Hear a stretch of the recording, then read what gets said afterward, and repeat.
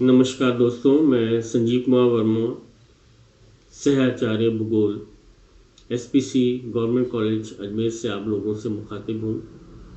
हम MDS university के syllabus के अनुसार जैव भूगोल के बारे में पहले कई टॉपिक्स के बारे में चर्चा कर चुके हैं। आज हम ऑर्गेनिक इवोल्यूशन या जैव विकास की बात करेंगे।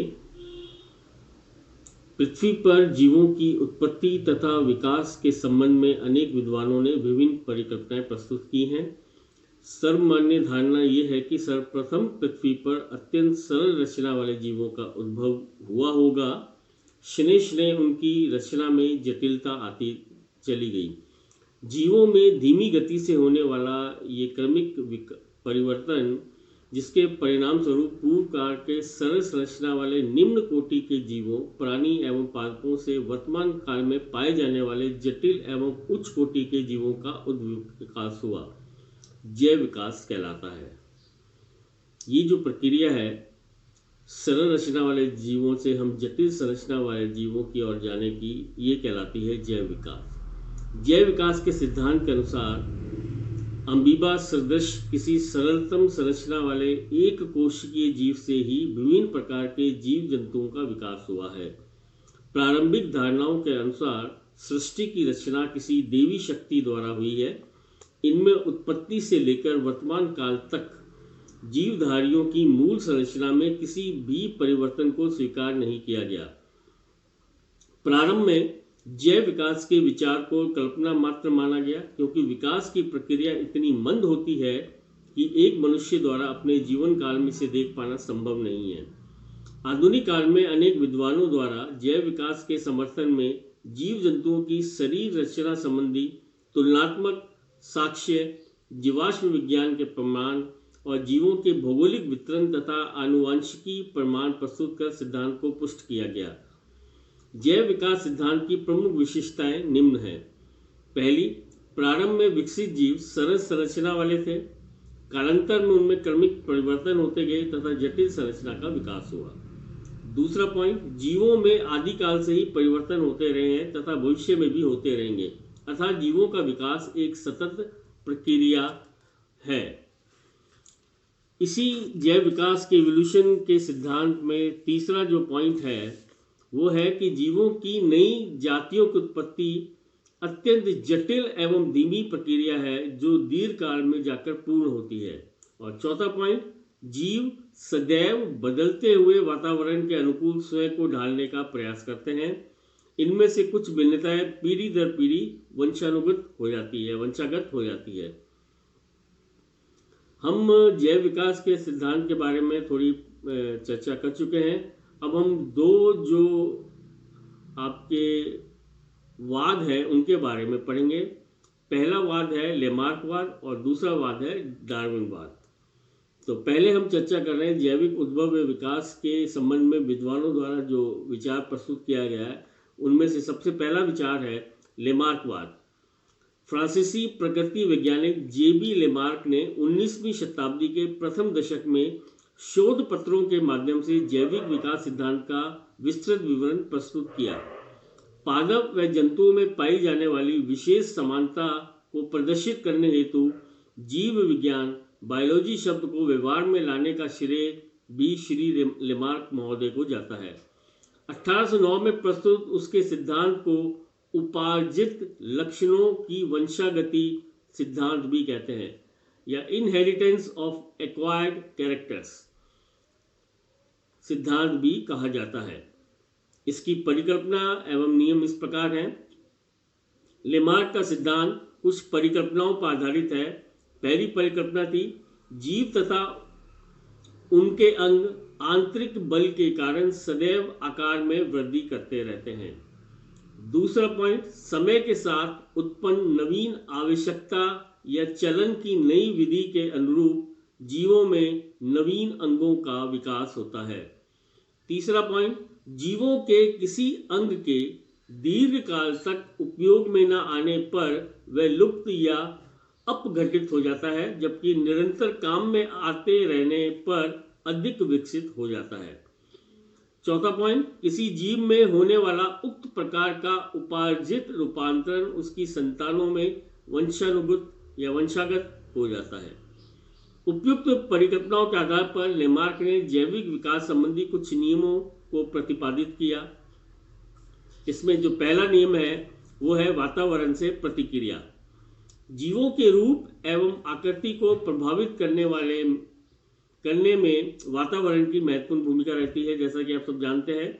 इसके कारण जीवों के स्वरूप या स्वभाव में परिवर्तन आता है। उसकी धारणा थी कि मृदा, भोजन, जलवायु आदि में होने वाला परिवर्तन पादपों को प्रत्यक्ष रूप से तथा प्राणियों को परोक्ष प्रभावित करते हैं। उदाहरणार्थ, ऊसर मृदा में उगने वाले पादप बौने व दुर्बल होते हैं, जबकि उपजाऊ मृदा में उगने वाले बड़े व स्वस्थ होते हैं। उसने बताया कि आधुनिक घोड़े के पूर्वज वनों की नम्र मृदा पर निवास करते हैं, वे पादपचारी होते हैं। वातावरण में परिवर्तन होने से भूमि शुष्क हो गई तथा वन घास स्थलों में बदल गए। परिवर्तित वातावरण में सूखी व सख्त घास ही उपलब्ध थी एवं शुष्क कठोर भूमि पर चलना पड़ता था। इन परिवर्तनों के परिणाम स्वरूप घोड़े के दांतों में परिवर्तन हो गया, उंगलियों की संख्या घट गई तथा वह खुरचारी हो गया। लेमार्क ने निष्कर्ष निकाला कि क्रमिक संततियों में इन संचयी प्रभावों के कारण धीरे धीरे नई जातियां विकसित हो जाती हैं। ये है वातावरण का प्रभाव। अब हम बात करते हैं आवश्यकताओं के प्रभाव पर। आवश्यकता को आविष्कार की जननी कहा जाता है। लेमार्क के मतानुसार आवश्यकता के अनुरूप जीवों के स्वभाव में परिवर्तन के साथ ही शरीर में किसी नए अंग का विकास या संरचना में परिवर्तन विकसित हो जाता है। उदाहरणार्थ, जलीय पक्षियों द्वारा जल की सतह पर तैरने के लिए अविरल रूप से पादों की त्वचा को तान कर रखने के कारण उनमें जल युक्त पादों का विकास हुआ या उनके फिन्स का विकास हुआ। तीसरा पॉइंट है उपयोग एवं अनुपयोग। जीवों के किसी अंग के दीर्घ काल तक अनुपयोगी रहने पर अधिक काम में आने से यूं कह लो, अंग विशेष की सक्रियता में ह्रास हो जाता है या दक्षता बढ़ जाती है। लेमार्क ने जिराफ का उदाहरण देकर बताया कि घास स्थलों में रहने वाले इसके पूर्वजों की गर्दन छोटी थी तथा अग्र व पश्चपाद समान लंबाई के थे। घास के अभाव वाले प्रदेशों में अभिगमन करने पर या प्राकृतिक दशाओं में परिवर्तन से घास समाप्त हो जाने पर उन्हें वृक्षों की पत्तियां खाने के लिए गर्दन तथा आगे की टांगों का अधिक प्रयोग करना पड़ता था। इससे उनकी गर्दन व आगे की टांगें लंबी होती गई। इसी प्रकार लेमार्क ने लुप्त वेशी अंगों का उदाहरण दिया कि सर्प के पूर्वजों के सुविकसित पैर थे, किंतु प्रयोग में न आने से वे धीरे धीरे लुप्त हो गए। अब हम बात करेंगे इसके चौथे पॉइंट की। वो कहलाता है उपार्जित लक्षणों की वंशागति। कोई भी जीव वातावरण के प्रभाव से जो कुछ भी अर्जित करता है वह लक्षण जातियों में वंशागत हो जाते हैं। ठीक वही वातावरण निरंतर मिलने एवं आवश्यकता बनी रहने पर संततियों में रूपांतरण अधिक स्पष्ट नजर आता है। अतः संचयी प्रभावों के फलस्वरूप नई जातियों का विकास होता है। लेमार्कवाद की आलोचना के बारे में हम थोड़ी सी बातें करेंगे या कुछ पॉइंट लेते हैं कि लेमार्क द्वारा प्रस्तुत विचारों की प्रतिक्रिया स्वरूप अनेक ऐसी आपत्तियां उठाई गई जिनका स्पष्टीकरण वह नहीं दे पाया। पहला पॉइंट, उसके अनुसार जीवों में आकार में वृद्धि करने की प्रवृत्ति पाई जाती है जो कि सदैव सही नहीं है। अनेक उदाहरणों में विकास के फलस्वरूप आकार में कमी भी होती है, अंग क्षीण हो जाते हैं। उदाहरणार्थ, अधिक अध्ययन करने वालों की दृष्टि अन्यों की अपेक्षा अधिक कमजोर हो जाती है। दूसरा पॉइंट, उसने जीवों में आवश्यकता अनुसार नए अंगों का विकास होना बताया। यदि नए अंगों का विकास किसी प्राणी की आवश्यकता या इच्छा पर निर्भर करता है तो दीर्घ काल से आकाश में उड़ने की इच्छा रखने वाले मनुष्य में परों का विकास हो जाना चाहिए था। तीसरा पॉइंट है उसने जीवों में किसी लक्षण के उन्नत होने का भी तो स्पष्टीकरण नहीं दिया, किंतु प्रारंभिक अवस्था में उसके लाभ की व्याख्या नहीं कर पाया। चौथा पॉइंट है आलोचना में, वातावरण से प्रतिक्रिया के परिणाम स्वरूप जीवों में होने वाले परिवर्तन अस्थायी होते हैं। किसी अंग के उपयोग में आने व न आने से होने वाले परिवर्तन वंशागत न होकर अस्थायी होते हैं। पांचवा पॉइंट, उपार्जित लक्षणों की वंशागति का नियम अनेक उदाहरणों में लागू नहीं होता है। माता पिता के विकलांगता के लक्षण संतति में वंशागत नहीं होते हैं। पौधे व जंतुओं में वातावरण के साथ अनुकूलन वास्तव में जननीय लक्षण होते हैं, ये वंशागत नहीं होते हैं। और छठा पॉइंट है आलोचना में, लेमार्कवाद की सर्वाधिक आलोचना वीजमान ने की। उसने 22 पीढ़ियों तक चूहों की पूंछ काटी, किंतु फिर भी 23वीं पीढ़ी के चूहों की पूंछ सामान्य लंबाई की ही थी।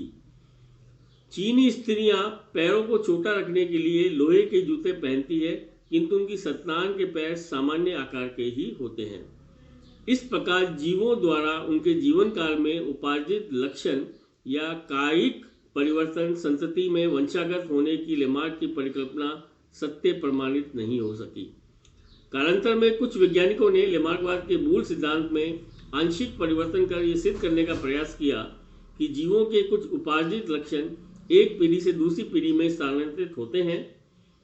इसे संशोधित सिद्धांत को नव लेमार्कवाद या नियो लेमार्किज्म कहा गया। धन्यवाद। अब हम कल जो पढ़ेंगे वो डार्विनवाद के ऊपर पढ़ेंगे, चार्ल्स डार्विन की थ्योरी के बारे में पढ़ेंगे। हमने जैव विकास के उद्भव के विकास के बारे में आज लेमार्कवाद की चर्चा करी। अगर आपको इसके बारे में कोई भी प्रश्न पूछने हो तो आप अपने व्हाट्सएप ग्रुप पर इसके बारे में क्वेश्चन छोड़ सकते हैं। धन्यवाद।